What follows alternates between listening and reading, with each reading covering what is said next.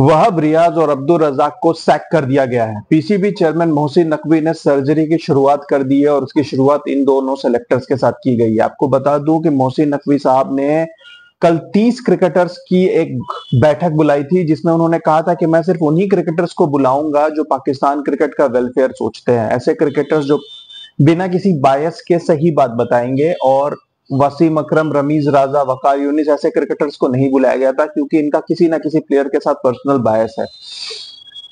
Basit Ali, Azhar Mahmood, Salman but, ये सब उस मीटिंग का हिस्सा थे जिसमें सबसे पहले ये डिस्कस हुआ कि चीफ सेलेक्टर वहाब रियाज, जिनको कि एक्चुअली में कहा जाता है कि वह मोहसिन नकवी साहब के काफी करीबी थे, क्योंकि मोहसिन नकवी साहब को जब पंजाब का चीफ मिनिस्टर बनाया गया था, उड़ता पंजाब नहीं गिरता पंजाब, मतलब पाकिस्तान का पंजाब, वहां का जब चीफ मिनिस्टर बनाया गया था तो उन्होंने कुछ टाइम के लिए वहाब रियाज को वहां का स्पोर्ट्स मिनिस्टर बनाया था। और जब टीम बाहर हुई तो मोहसिन नकवी साहब क्लियर थे कि वहाब रियाज को बाहर निकाल के वो ये मैसेज देना चाहते थे कि कोई भी इम्यून नहीं है और आगे आने वाले दिनों में अगर कोई हार्ड डिसीजन लिए जाए तो उन पर यह सवाल ना उठे कि आपने अपने करीबी वहाब रियाज को तो बचा लिया और बाकियों के ऊपर एक्शन ले रहे हो। वहाब रियाज मोहसिन नकवी साहब के साथ उस कैबिनेट में भी थे और बाद में जब मोहसिन नकवी साहब को पीसीबी का चेयरमैन बनाया गया तो वहाब रियाज को चीफ सेलेक्टर बना दिया गया था। हालांकि बाद में इसके ऊपर जब उंगलियां उठी तो उनको चीफ सेलेक्टर से डिमोट करके सिर्फ सेलेक्टर बनाया गया, लेकिन उनको एक सीनियर मैनेजर की पोस्ट दे दी गई, एक ऐसा पोस्ट जो सिर्फ वहाब रियाज के लिए स्पेशली क्रिएट किया गया था, क्योंकि उसके पहले चीफ मैनेजर या सीनियर मैनेजर करके कोई भी पोस्ट नहीं होती थी पाकिस्तान क्रिकेट में, सिर्फ मैनेजर होते थे, team manager. Wahab Riaz team के साथ यूएस भी गए थे और अभी वो लेजेंड्स लीग खेलने चले गए। अब्दुल रजाक टीम के मेंस और वुमेन्स दोनों टीमों के सेलेक्टर थे और उनको उन दोनों से निकाल दिया गया है।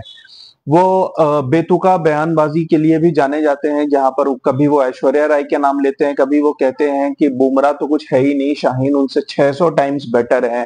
उन्होंने ये भी कहा था कि विराट कोहली अब कभी कमबैक नहीं कर पाएंगे क्योंकि विराट कोहली की वो टेक्निक नहीं है कमबैक की, जब वो 3 साल के ड्रॉट से गुजर रहे थे विराट कोहली। तो ये दोनों ही इस तरीके के कैरेक्टर्स थे जिनके ऊपर उंगलियां उठ रही थी। वहाब रियाज ने अभी 1-1.5 महीने पहले उसामा मीर रादर के साथ भी काफी झगड़ा किया था और उनका एनओसी रुकवा दिया था। उसामा मीर जो कि जिन्होंने सिर्फ ये क्वेश्चन किया था कि इतनी अच्छी परफॉर्मेंस के बाद उन्हें ड्रॉप क्यों किया गया, लेकिन फिलहाल वो शायद पावर के लस्ट में इस तरीके की हरकतें कर रहे थे वहाब रियाज साहब, लेकिन अब इन दोनों को निकाल दिया गया है। अब्दुल रजाक वुमेन्स टीम के सेलेक्टर थे, उन्हें वहां से भी निकाल दिया गया है और डिसाइड किया गया है कि इन दोनों के कोई रिप्लेसमेंट नहीं दिए जाएंगे। मतलब अभी फिलहाल जो 7 मेंबर सिलेक्शन कमिटी थी उसे 5 मेंबर सिलेक्शन कमेटी बना दी जाएगी। अशद शफीक, मोहम्मद यूसुफ और बिलाल जो कि डेटा एनालिस्ट भी हैं, ये 3 सेलेक्टर्स रहेंगे। साथ में हेड कोच जो कि गैरी कर्स्टन है फिलहाल, और जो 5th मेंबर है वो कैप्टन होंगे रेस्पेक्टिव फॉर्मेट के, यानी अगर रेड बॉल है तो शान सूद होंगे और व्हाइट बॉल में वो बाबर आजम या जो भी उनको रिप्लेस करता है वो होगा। तो ये 5 सेलेक्टर्स ही रहेंगे जिसमें से कि फिर से एक चीफ सेलेक्टर अपॉइंट किया जाएगा। आपको बता दूं जब सिलेक्शन कमेटी को 5 से 7 किया गया था तो चीफ सेलेक्टर वाली पोस्ट हटा दी गई थी और डिसाइड किया गया था कि सिर्फ डिबेट और डिस्कशंस के बेसिस पे डिसाइड होगा। लेकिन क्योंकि अब मेंबर कमेटी फिर से 5 की हो जाएगी तो उसमें फिर से एक चीफ सेलेक्टर डिसाइड किया जाएगा और चीफ सेलेक्टर का वोट फाइनल होगा। तो ये चीफ सेलेक्टर की डिस्कशन और इसके ऊपर जो फाइनल डिसीजन है ये कुछ दिनों में आ जाएगा, लेकिन फिलहाल बाकी सबकी पोजीशन सेफ दिख रही है। बाबर आजम के ऊपर क्या एक्शन होना है इसके ऊपर फिलहाल डिस्कशन नहीं हुआ है, लेकिन गैरी कर्स्टन साहब से मोहसिन नकवी की मीटिंग हुई है और गैरी कर्स्टन से उन्होंने रिपोर्ट मांगी है जिसमें उन्होंने हर चीज के बारे में बात की है, फिटनेस से लेके एटीट्यूड और हर चीज, टीम में कोऑपरेशन, कौन टीम मेंबर है और बाकी जितनी भी इंटरनल चीजें हैं वो उस मीटिंग में डिस्कस हुई हैं। तो बाबर आजम को लेकर डिसीजन आ सकता है, लेकिन आपको ये बता दूं कि पाकिस्तान का फिलहाल व्हाइट बॉल गेम नवंबर के पहले नहीं है। नवंबर में पाकिस्तान ऑस्ट्रेलिया जा रही है 3 ओडीआई और T20 खेलने, तो उसके पहले फिलहाल पाकिस्तान के कुछ टेस्ट मैचेस हैं होम में, 2 बांग्लादेश के साथ और 3 इंग्लैंड के साथ। तो फिलहाल व्हाइट बॉल की कैप्टन की डिस्कशन हो सकता है कि थोड़ी बाद में भी ली जाए, क्योंकि फिलहाल सिर्फ रेड बॉल क्रिकेट है अभी पाकिस्तान की priority till the end of October.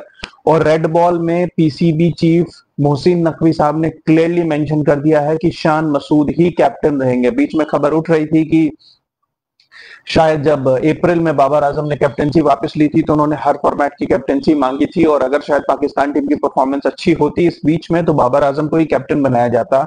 बीच में ये न्यूज भी आई थी कि मोहम्मद रिजवान, जिनको कि अगले व्हाइट बॉल कैप्टन के लिए बात हो चुकी है, मोहम्मद रिजवान ने भी रेड बॉल कैप्टनसी मांगी थी, लेकिन फिलहाल इन दोनों को मना कर दिया गया है। ये भी बात उठी है कि मोहसिन नकवी साहब ने सरफराज अहमद को भी एक मीटिंग के लिए बुलाया था। अब ये उनके रिटायरमेंट से लेके डिस्कशन थी, या उनको रेड बॉल में लाना चाहते हैं टीम में, या उनको टीम में बैटिंग कंसल्टेंट या मेंटोर के रोल पे लाना चाहते हैं, ये अभी पता नहीं है। लेकिन सरफराज अहमद से मोहसिन नकवी ने एक 1-to-1 मीटिंग की है। अब इस मीटिंग के बारे में क्या डिस्कशन हुई है, क्या बात हुई है, ये समझ में आएगी, लेकिन इतना क्लियर हो गया है कि फिलहाल मोहसिन नकवी साहब ने सर्जरी से रिलेटेड जो बातचीत की थी उसके ऊपर एक्शन लेना शुरू कर दिया है। पाकिस्तान के चीफ सेलेक्टर्स भी पाकिस्तान के चेयरमैन की तरह बदलते रहे हैं। आपको बता दूं कि पिछले 4 सालों में हारून रशीद, शाहिद आफरीदी, इंजमामुल हक, मिसबाउल हक, वहब रियाज, इन सबको रोटेट किया गया है एज चीफ सेलेक्टर। तो पाकिस्तान का चीफ सेलेक्टर भी कंसिस्टेंटली 2 या 3 साल तक टीम के साथ काम नहीं कर रहा है।